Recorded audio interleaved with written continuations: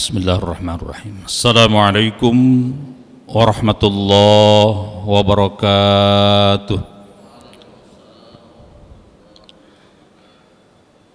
Alhamdulillah alladzi adallana bi syahrin 'azim, syahri Ramadan,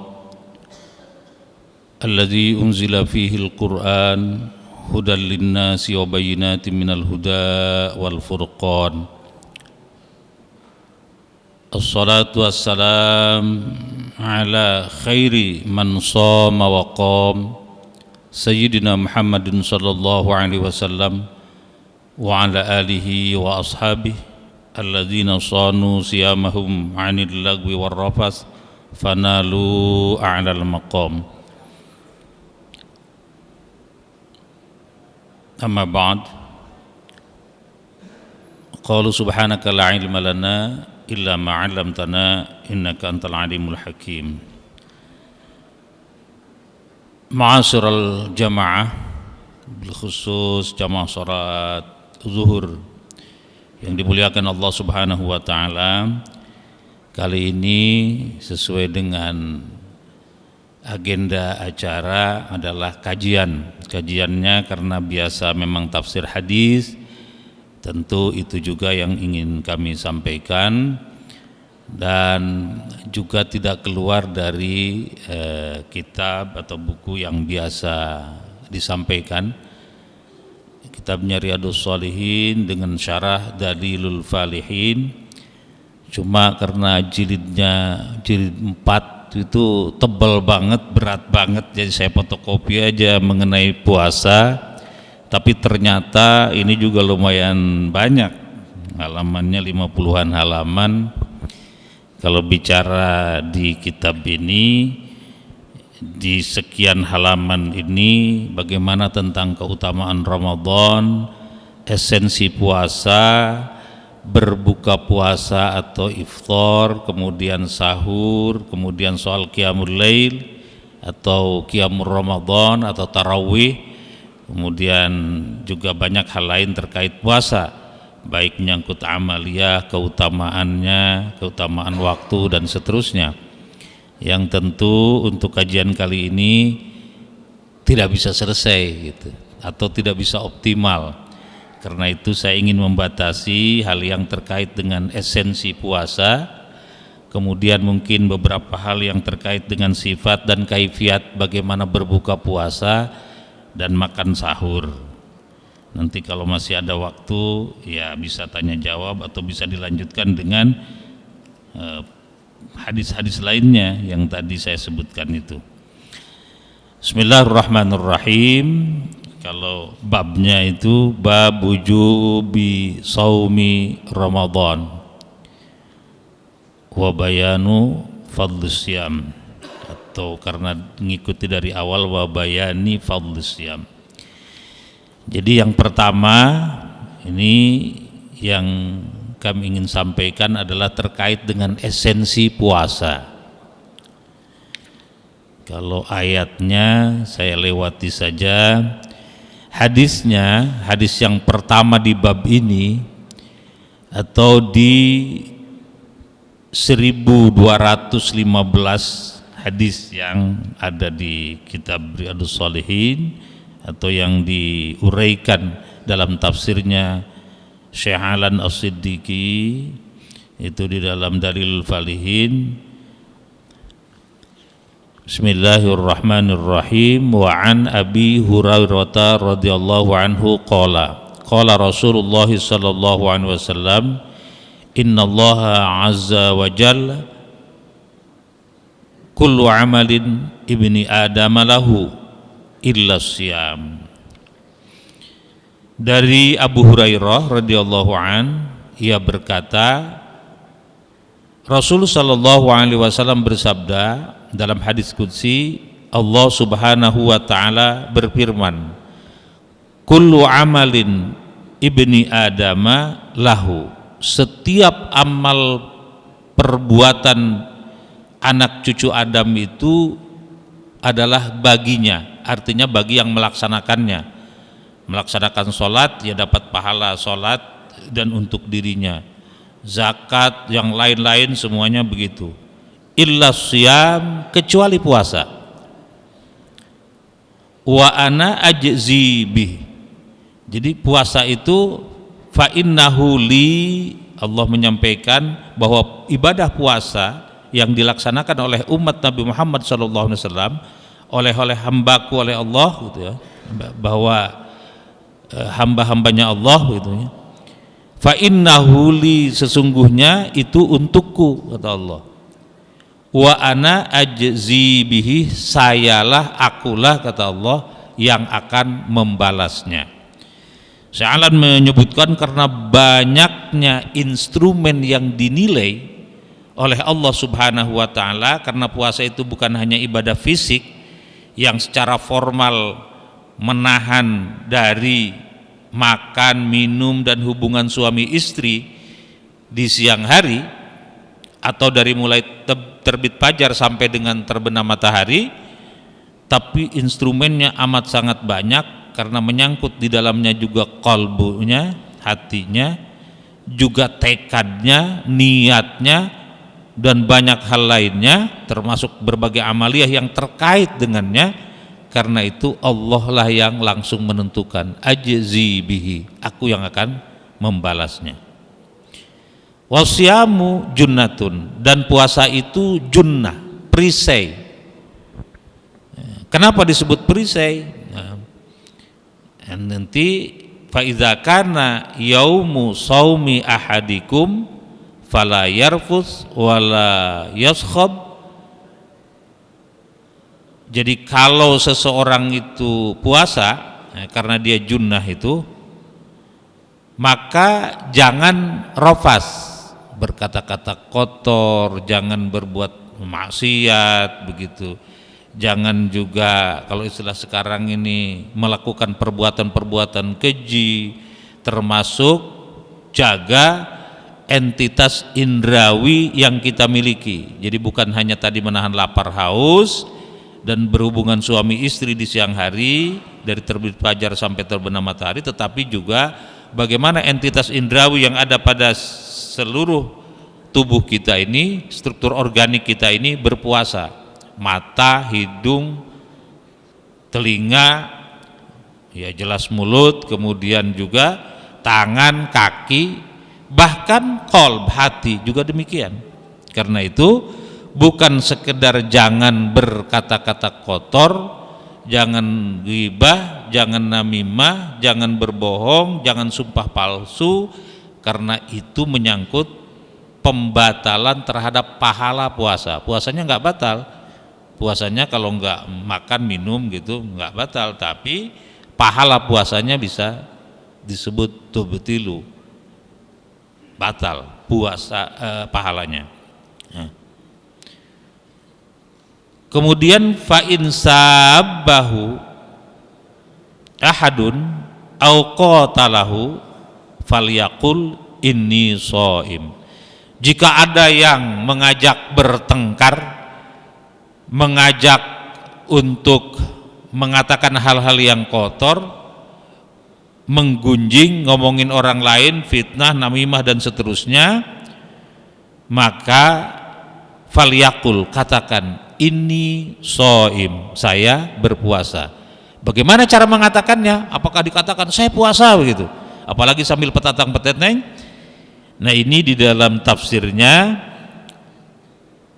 falyaqul biqalbihi, dengan hati. Jadi bukan dengan mulut kita katakan oh saya lagi puasa.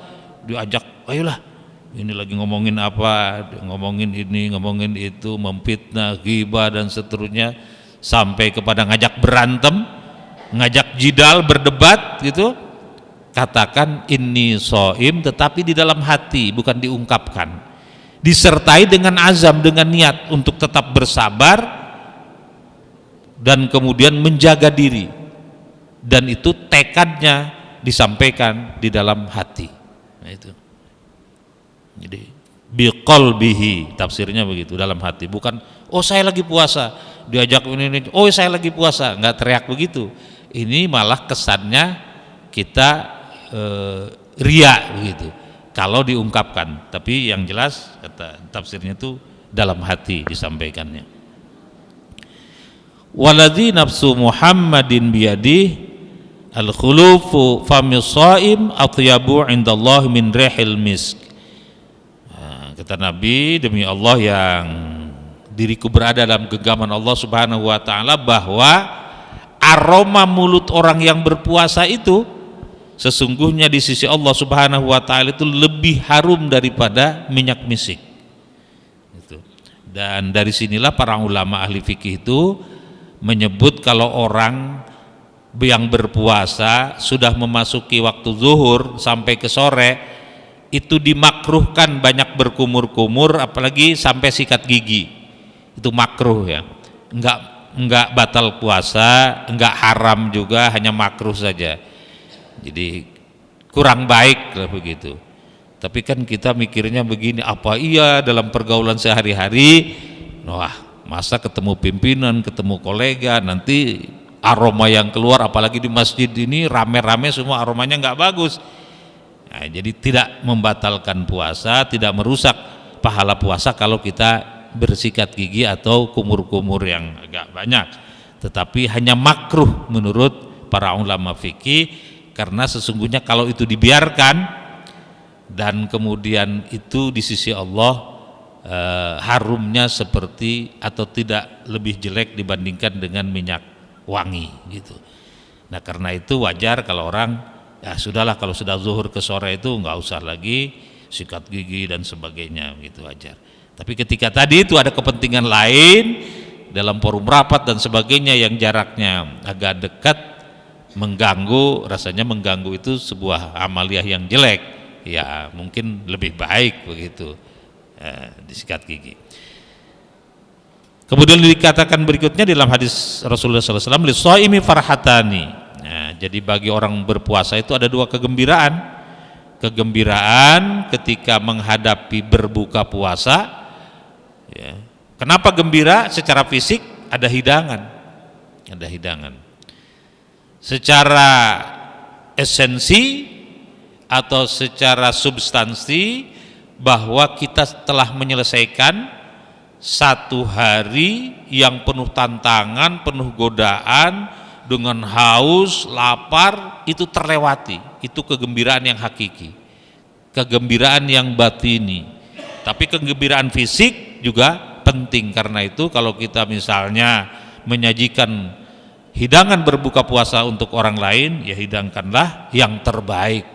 Karena kegembiraan itu memberikan kegembiraan kepada orang lain, dan juga pada hakikatnya adalah memberikan kegembiraan kepada kita, dan pahala yang pahalanya menurut hadis Rasulullah SAW, ya magfirah, itqum minan nar, dan pahala sebesar pahala orang yang berpuasa yang kita jamu hidangannya untuk berbuka puasanya itu, atau diberikannya kepada orang untuk atau dalam rangka berbuka puasa itu.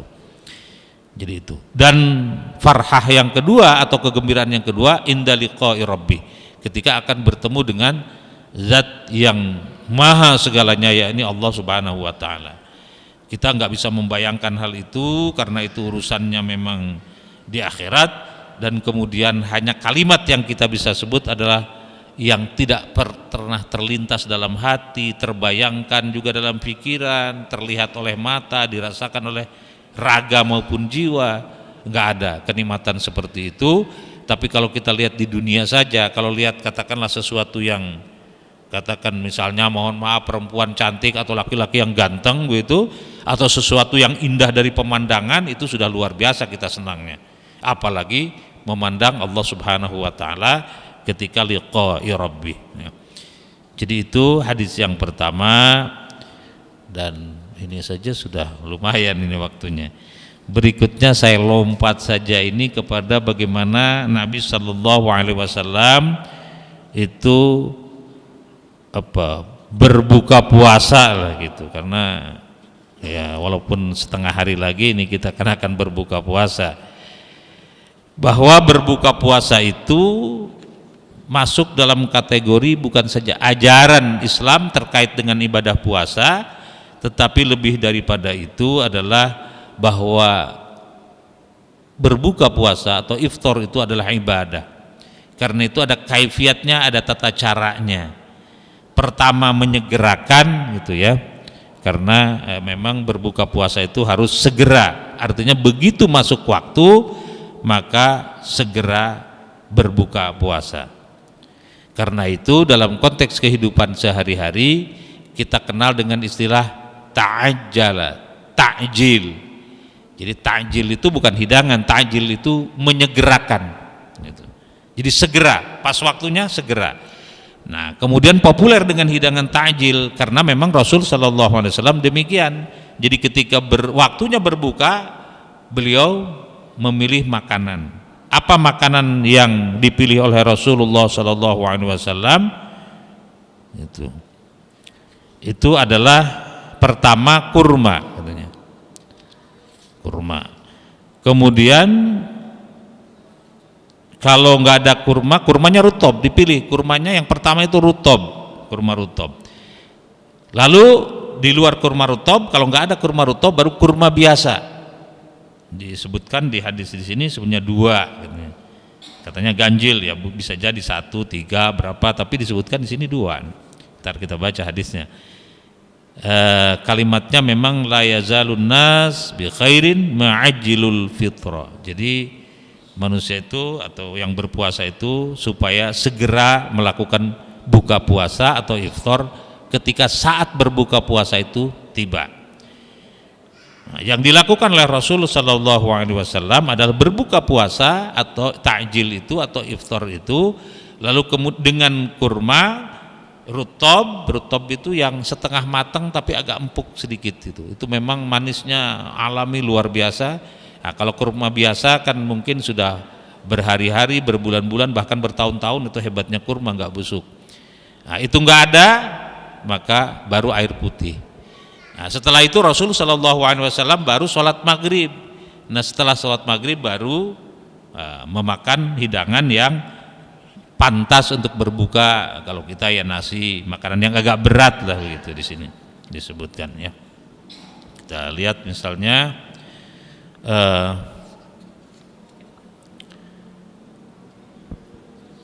lumayan ini dari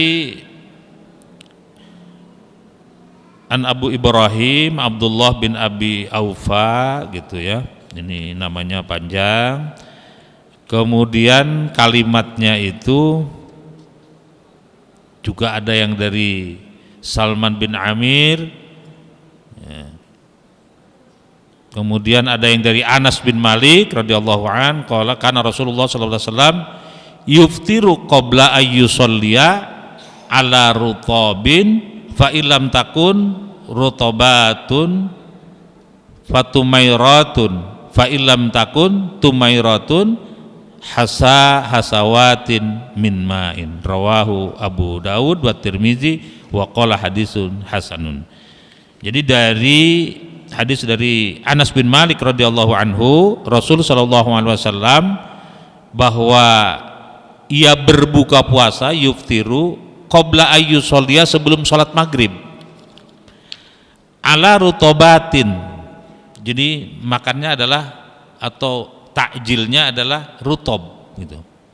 Jadi menyegarakan berbuka puasanya dengan rutob, kurma yang ranum, yang menjelang matang banget, atau ya kurma pas waktu dipetik lah gitu, rutob gitu ya. Kalau di surah Maryam, Siti Maryam juga ketika melahirkan putranya itu hidangan yang pertama yang dinikmati adalah rutoban janiyah. Cuman yang luar biasanya rutobnya itu yang nyamperin katanya ke kamarnya gitu dari pohon kurmanya itu rutob, dipetik langsung dimakan. Ya istilah orang-orang di dalam berbagai keterangan itu jadi gadis lagi itu begitu makan rutob itu setelah melahirkan.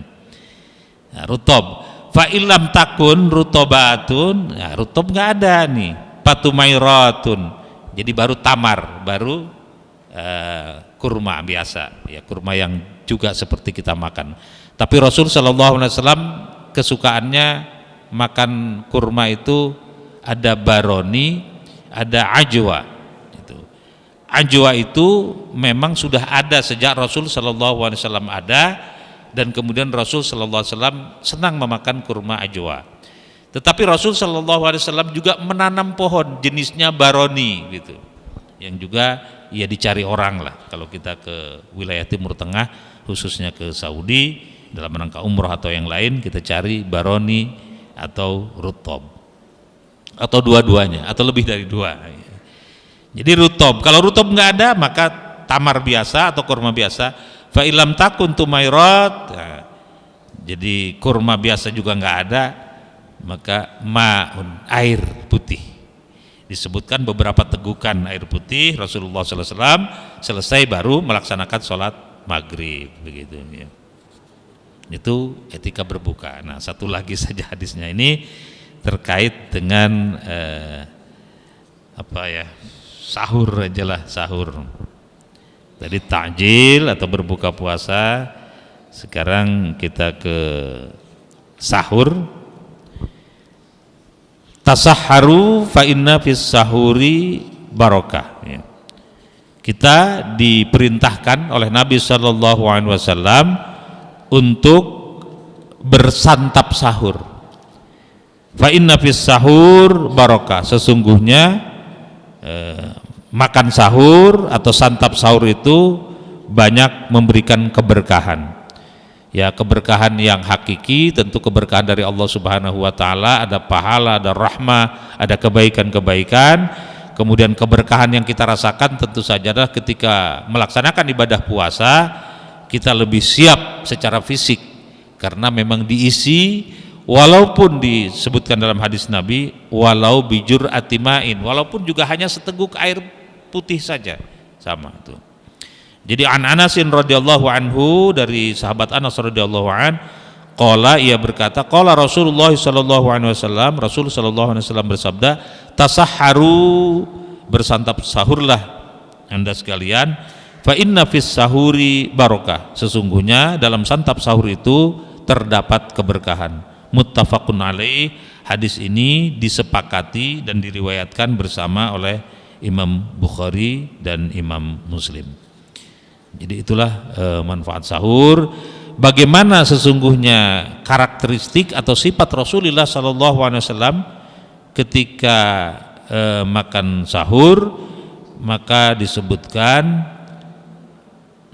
patokannya itu Rasul menyampaikan, karena Rasulullah Sallallahu Alaihi Wasallam, Rasul Sallallahu Alaihi Wasallam pernah menyampaikan, li Rasulillah, bagi Rasul ada muazzinan, ada dua orang muazzin. Pertama adalah Bilal bin Rabah, yang kedua Ibnu Ummi Maktum. Faqala Rasul sallallahu alaihi wasallam, inna Bilal yu'adzinu Bilal faqulu washrabu. Jadi kalau Bilal azan, silahkan, masih mau makan mau minum. Tapi hatta yu'adzina Ibnu Ummi Maktum. Qala walam yakun bainahuma illa ayanzila haza. Jadi ketika Ummu Maktum itu azannya sudah azan subuh, ya nggak ada lagi itu untuk makan minum. Jadi ketika Ummu Maktum azan itu sebelum subuh, sebelum imsak, pas imsak begitu. Jadi itu batas. Imsak sesungguhnya menahan, dan menahan itu lebih baik daripada masih menikmati hidangan karena persiapan untuk sholat subuh. Jadi itu beberapa hal. Dan kemudian misalnya ada beberapa sahabat melakukan berbagai aktivitas terkait dengan sahur, terkait dengan berbuka puasa, seperti halnya mengikuti Rasulullah SAW. Sahurnya Rasulullah SAW disebutkan antara makan sahur, istirahat, kemudian menjelang sholat subuh, itu memakan waktu sekira 50 ayat dibaca. Wallahu alam, ayat yang pendek apa yang panjang, yang standar kali 50 ayat dibaca. Ini di hadis di sini disebutkan, hadis Imam Bukhari, Imam Muslim juga demikian, disebutkan bahwa sekitar 50 ayat Al-Qur'an dibaca, maka kemudian waktunya subuh tiba dan Rasul sallallahu alaihi wasallam memerintahkan, mengajak semuanya untuk sholat berjamaah. Saya kira itu dulu saja, karena ini kalau dibaca cukup banyak dan waktunya juga cukup panjang barangkali ya. Kalau masih ada waktu silahkan ada yang mau ditanyakan, atau kalau misalnya silahkan dilanjutkan ya saya akan lanjutkan, tapi kalau sudah selesai ya nggak apa-apa. Silahkan ada yang ingin disampaikan baik terkait dengan hadis-hadis yang disampaikan ini, yang kalau dari sisi halamannya cukup banyak, tetapi saya hanya menyampaikannya sekitar 3 saja terkait dengan esensi puasa, kemudian berbuka puasa dan sahur. Yang lain-lain, yang keutamaan Ramadan yang banyak juga tidak saya sampaikan dalam kajian kali ini. Terima kasih. Ada yang ingin disampaikan? Kalau enggak ya barangkali kita akhiri saja, karena bapak-bapak juga akan melanjutkan aktivitas yang lain. Terima kasih atas segala perhatiannya. Mudah-mudahan segala apa yang kita timba dari keilmuan maupun yang kita laksanakan dalam amaliyah Ramadan kali ini senantiasa dilipat gandakan pahalanya oleh Allah Subhanahu wa taala. Yang kalau dalam hadis itu langkahnya sudah dihitung ibadah, untuk menuntut ilmu satu hurufnya saja juga pahalanya begitu besar, dan itu ada di hadis Rasulullah sallallahu alaihi wasallam. Terlebih di dalam Ramadan ini Allah menjanjikan orang yang menuntut ilmu di bulan Ramadan itu langkahnya dihitung, setiap kalimatnya juga dihitung, dan di akhirat sudah disediakan tempat yang indah untuk orang-orang yang menuntut ilmu di bulan Ramadan. Terima kasih sekali lagi. Mohon maaf. Assalamualaikum warahmatullahi wabarakatuh.